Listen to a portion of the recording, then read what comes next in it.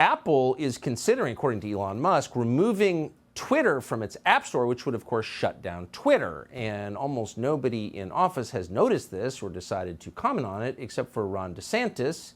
He's the governor of the state of Florida. He joins us tonight. Governor, thanks for coming on. So, of all the news going on in the world, and there's a lot of it, you stopped on this story and you commented on it. Why? Why did this catch your attention? Well, Tucker, if you look what's going on in China now, the CCP, they have been imposing these zero COVID lockdown policies. They've been doing it on and off for 3 years.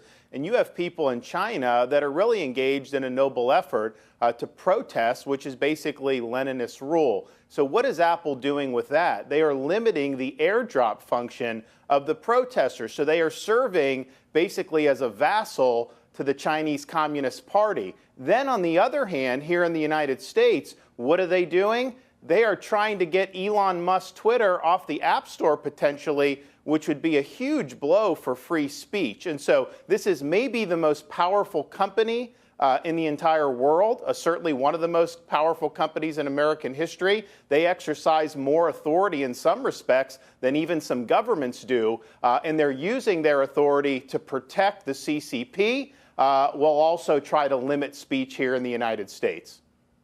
While existing as an American, supposedly American company, using our copyright protections, our rule of law to their own advantage. They're benefiting from America, but working against our most basic value, which is free speech.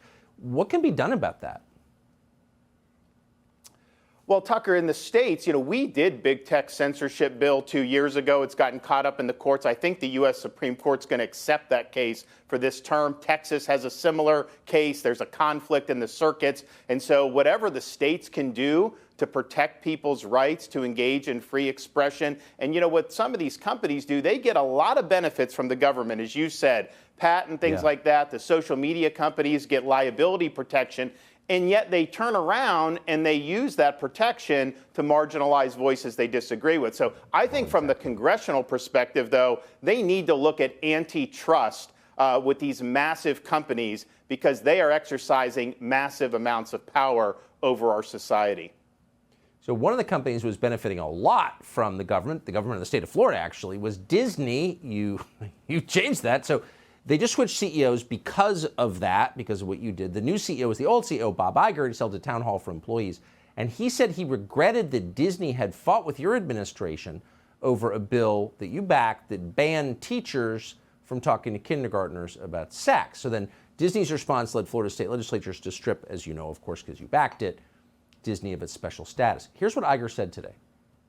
I was sorry to see us dragged into that battle, and I have no idea exactly what its ramifications are in terms of the business itself.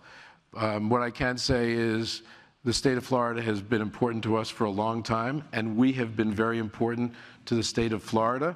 That is something I'm extremely mindful of and will articulate if I get the chance.